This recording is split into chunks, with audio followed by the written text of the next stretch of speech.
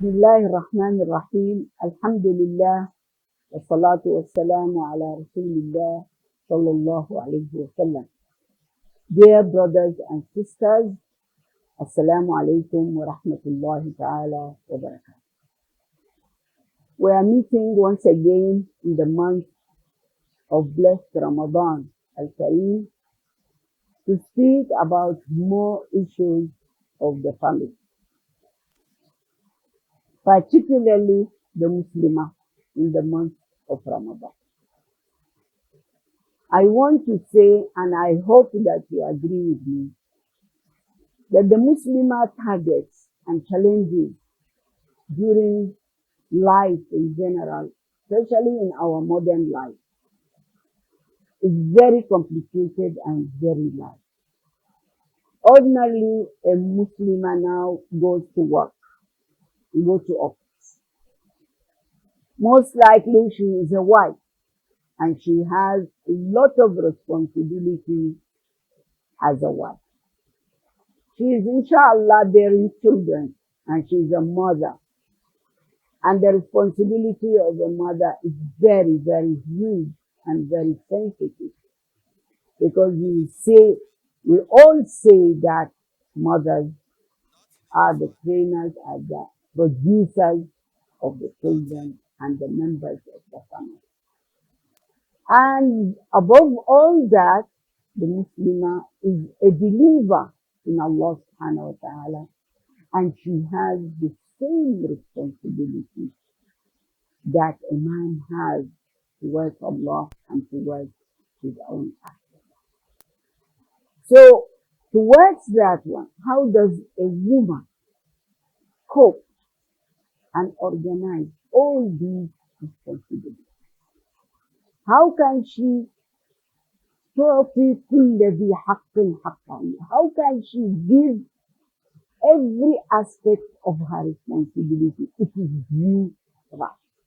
How can she play all these roles perfectly so she will not leave her duties towards Allah, she will not leave her duties towards her husband, her children, and if she is working, how does she cope with her office work?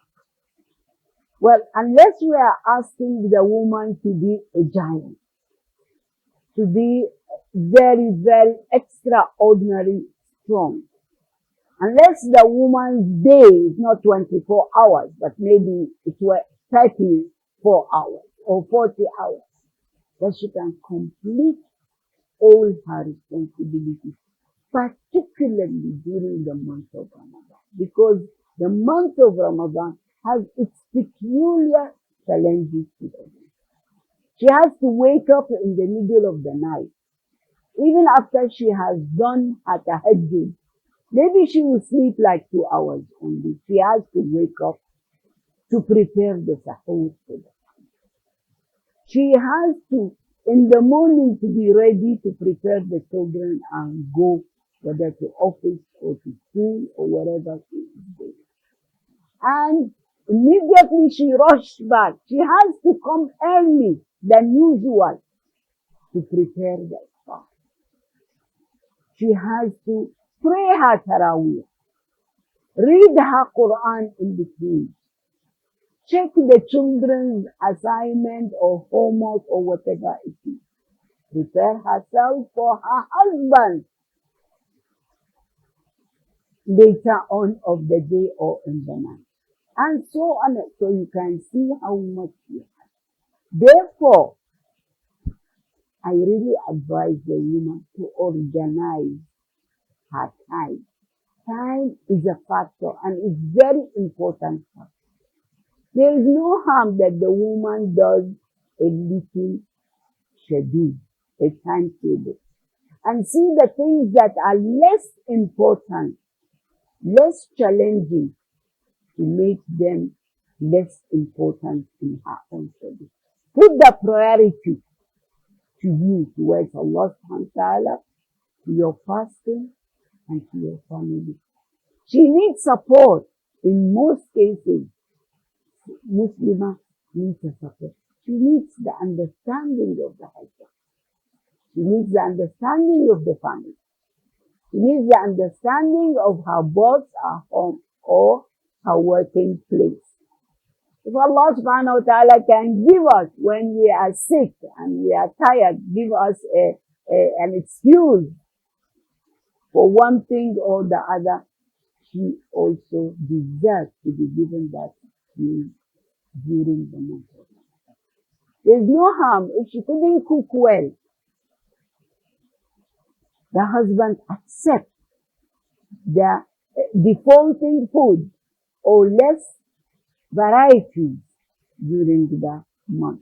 There's no harm that the husband buys something ready-made and come with it to the iftar to supplement what she is doing.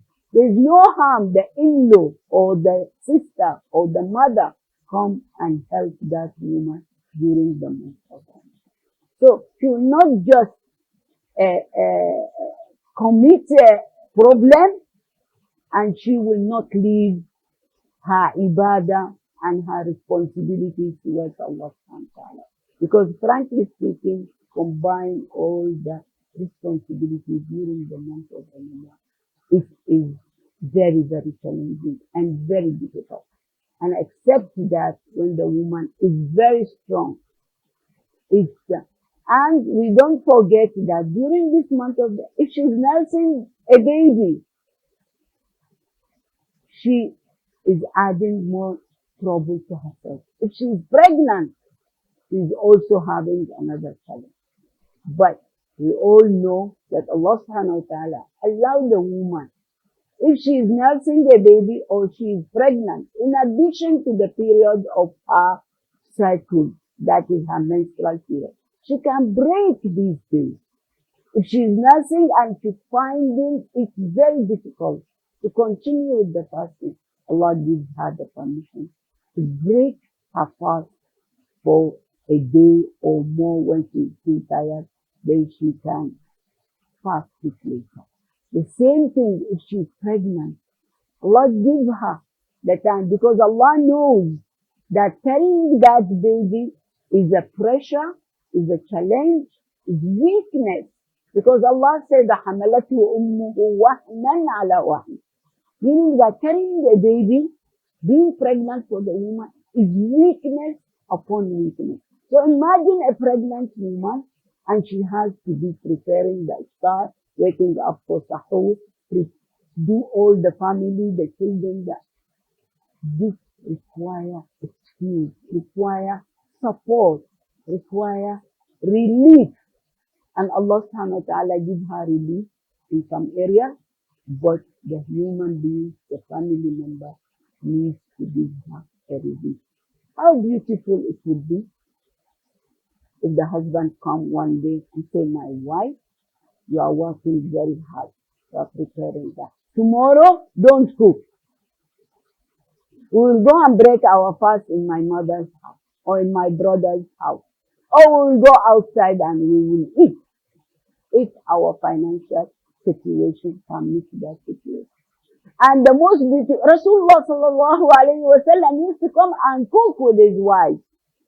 It doesn't mean that he become a woman or he is now bearing the responsibility of a woman, but that shows the support and the love and the humbleness of Rasulullah sallallahu alayhi wa sallam. How beautiful it be if a husband for one day can be like that. وَلَكُمْ فِي رَسُولِ اللَّهِ أُسْوَةٌ حَسَنَةٌ. Our Rasulullah sallallahu alayhi wa sallam is an example for us. Is it only by words or it is really by action? I pray that Allah subhanahu wa ta'ala will guide us towards all these beautiful meanings that Islam and the Rasul of Islam have taught us, because they are for the best of our life, inshallah. And you will have all the rewards of Allah subhanahu wa ta'ala. أقول قولي هذا وأستغفر الله لي ولكم استغفروه إنه هو التواب الرحيم. May Allah subhanahu wa ta'ala grant us the rewards that we are living for. May Allah grant us the reward that all our deeds will be accepted and our final abode is Jannat al-Na'im, inshallah. Assalamu alaikum wa rahmatullahi wa barakatuh.